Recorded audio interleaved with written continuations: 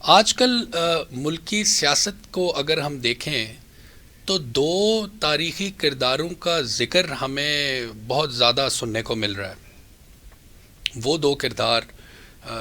جو کہ شاید جن کی اب قبر میں ہڈیاں بھی گل چکی ہوں گی۔ میں بات کر رہا ہوں میر جعفر کی اور میر صادق کی۔ آج کے پروگرام میں انہی دو شخصیات کی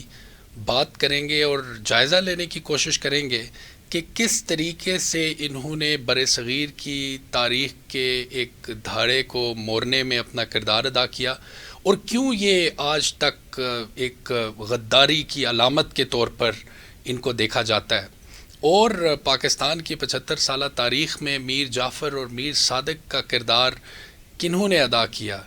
اسی حوالے سے آج کے پروگرام میں بات کریں گے۔ السلام علیکم، میرا نام سمیع اللہ عباسی ہے اور انفو نیوز نیٹ ورک کے ایک نئے پروگرام کے ساتھ میں آپ کی خدمت میں حاضر ہوں۔ اگر گزشتہ کچھ دنوں کا ہم جائزہ لیں پاکستان کی سیاست میں، تو بھلا ہو سابق وزیر اعظم جناب عمران خان کا، کہ جنہوں نے اپنی گزشتہ کچھ تقاریر میں تواتر کے ساتھ میر صادق اور میر جعفر کا ذکر کیا، اور ایبٹ آباد میں کی جانے والی ان کی تقریر پر خاصی تنقید ہوئی، اور خاص طور پر ہمیں عسکری حلقوں کی جانب سے بہت زیادہ تنقید کا سامنا اس میں دیکھنے کو ملا۔ پاکستان کی نوجوان نسل کو یہ جاننا بہت، میں سمجھتا ہوں کہ ضروری ہے کہ آخر یہ دو کردار تھے کون، میر جعفر اور میر صادق کون لوگ تھے، اور ان کا ہندوستان کی بر صغیر کی تاریخ میں کیا رول ہے، اور کیوں ہم اکثر جب بھی پاکستان میں سیاستدانوں نے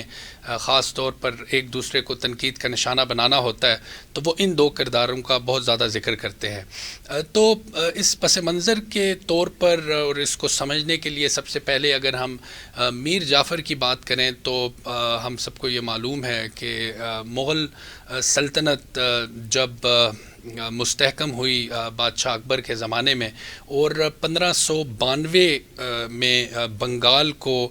مغلیہ سلطنت کا حصہ بنایا گیا تھا۔ مغلیہ سلطنت جب آگے آنے والے زمانے میں جب کمزور ہوتی گئی تو بہت سارے صوبے آزاد ہو گئے، جن میں ایک صوبہ بنگال کا بھی شامل تھا۔ سراج الدولہ جنہیں 24 برس کی عمر میں اپنے دادا کے انتقال کے بعد اقتدار سونپا گیا، یہ بات ہو رہی ہے 1756 کی۔ 1756 میں انہوں نے وہ بنگال کی گدی پر تخت نشین ہوئے، اور اس دور میں ہم یہ دیکھتے ہیں کہ انگریز جو تھے ایسٹ انڈیا کمپنی کے ذریعے پورے بر صغیر میں اپنے اثر و رسوخ کو بڑھاوا دے رہے تھے، اور اسی سلسلے میں تقریباً وہ تمام بر صغیر میں اپنا اقتدار اور اپنی طاقت کو مستحکم کر چکے تھے۔ اور اسی دوران بنگال میں جب کہ سراج الدولہ کی وہاں پر حکومت تھی، تو ہم نے یہ دیکھتے ہیں کہ ایسٹ انڈیا کمپنی جو تھی وہ مسلمانوں کے اقتدار پر جو تھوڑا بہت اقتدار مسلمان ریاستوں کے پاس رہ گیا تھا اس پر نقب لگانے میں مصروف تھیں۔ سب سے پہلے انہوں نے نواب کی اجازت کے بغیر اپنے تجارتی مراکز کے ارد گرد حصار بنا لیے تھے، پھر وہ جو سراج الدولہ کے جو مخالفین تھے ان کی حمایت کر رہے تھے، اور اس کے ساتھ ساتھ انہوں نے تجارتی جو اپنی امارات تھی ان سے ناجائز فائدہ بھی اٹھانا شروع کر دیا۔ ان سب چیزوں کو دیکھتے ہوئے سراج الدولہ نے کلکتہ پر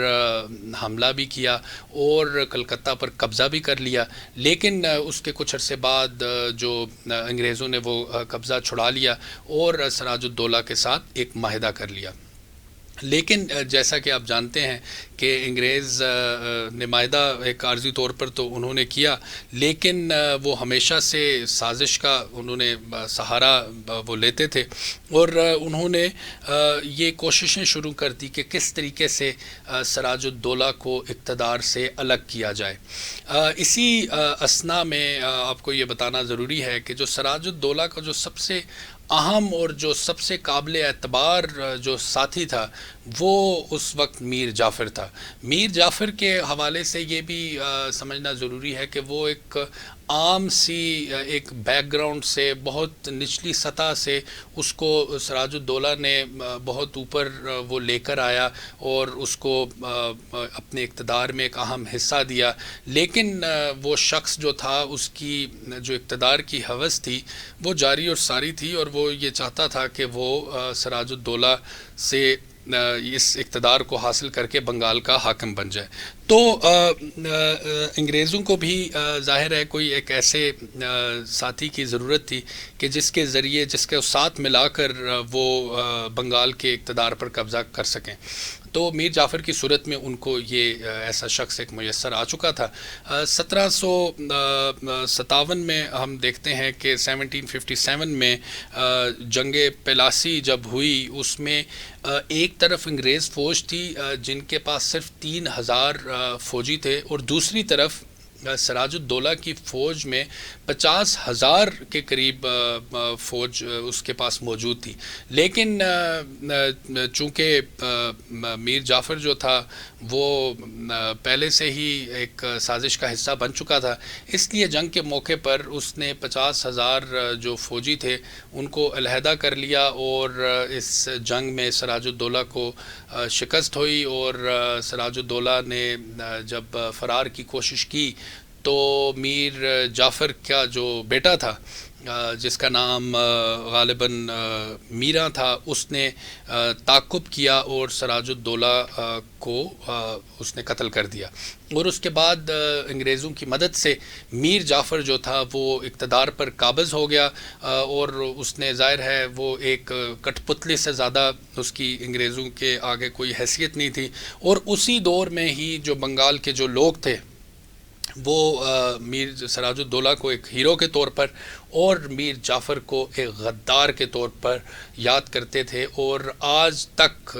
میر جعفر کو ایک غدار وطن کے طور پر یاد کیا جاتا ہے. اسی حوالے سے اگر ہم ایک دوسرے کردار کی جو بات کریں جو کہ ایک ملامت کی ایک علامت بن چکا ہے، وہ ہے میر صادق. آپ سب جانتے ہیں کہ جب مغل سلطنت کا اقتدار جو ہے وہ بر صغیر میں ختم ہو چکا تھا، تو ٹیپو سلطان ایک واحد شخص جو تھا وہ بچا تھا جس کو ہم سمجھ سکتے ہیں کہ مسلمانوں کے اقتدار کی ایک آخری نشانی تھا، اور انگریزوں کو اس پر حاوی ہونے میں خاصی دشواری کا سامنا تھا. اور پھر انہوں نے اسی طریقے سے سازش کا سہارا لیا اور ایک کانسپریسی کے ذریعے ٹیپو سلطان کو شکست دینے کی کوشش کی. اور جب انہوں نے میسور اور بنگلور پر قبضہ اپنا مستحکم کر لیا، اور اس کے بعد جب ٹیپو سلطان اپنے قلعے میں میسور ہو گئے اپنے ساتھیوں کے ساتھ، تو اس وقت جو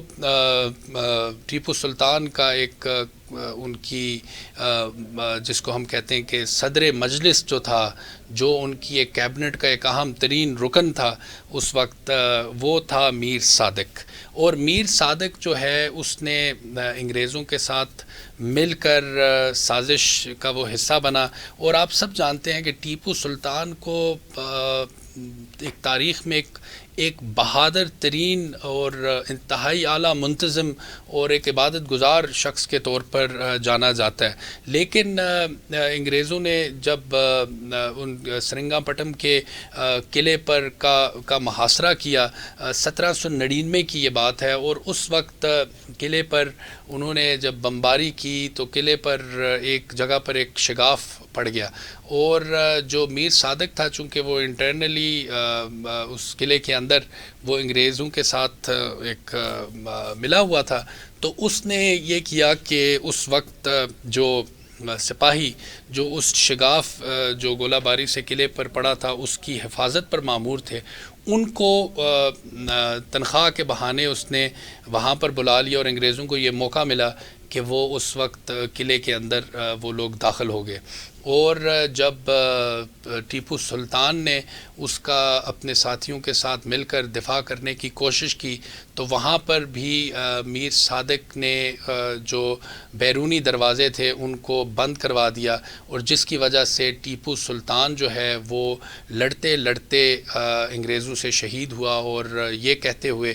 کہ شیر کی ایک دن کی زندگی گیدڑ کی 100 سالہ زندگی سے بہتر ہے، لیکن میر صادق کا جو ہے اس کو انجام کے لیے کوئی زیادہ عرصہ ویٹ نہیں کرنا پڑا، بلکہ اسی دوران ہی جو ٹیپو سلطان کے وفادار ساتھی تھے ان کو یہ اندازہ ہو گیا کہ اس سازش میں میر صادق جو ہے وہ شامل ہے، تو انہوں نے اسی وقت میر صادق کو جو ہے وہ قتل کر دیا۔ لیکن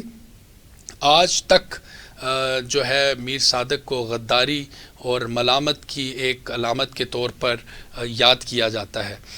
تو یہ آپ کو تاریخی پس منظر بتانے کا یہ مقصد تھا کہ یہ نوجوان جب یہ ذکر سنتے ہیں میر جعفر کا اور میر صادق کا، تو مختصراً میں نے آپ کو یہ بتانے کی کوشش کی کہ تاریخ میں ان کا کیا رول تھا اور کس طریقے سے انہوں نے دو بہادر مسلمان جو حکمران تھے ان کے اقتدار کو ایک سازش کے ذریعے اختتام تک پہنچانے میں اپنا ایک گھنونا کردار ادا کیا۔ تو آج کے دور کی اگر ہم بات کریں تو آج جو ہے آپ جانتے ہیں کہ زمانہ جو ہے وہ بدل چکا ہے، نہ ویسی اب فوجیں رہی ہیں اور نہ ویسے حکمران رہے ہیں۔ نئے حالات کے تقاضوں کے مطابق میں یہ سمجھتا ہوں کہ ہر وہ شخص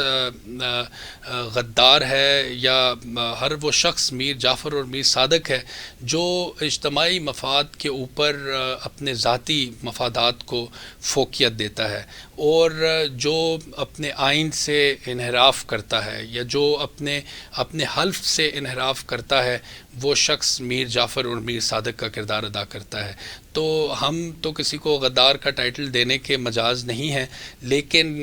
میں آپ سے یہ ریکویسٹ کروں گا کہ آپ اپنے کامنٹس میں ضرور بتائیں کہ آپ کیا سمجھتے ہیں کہ پاکستان کی 70-75 سالہ تاریخ میں میر جعفر اور میر صادق کا کردار کنہوں نے ادا کیا۔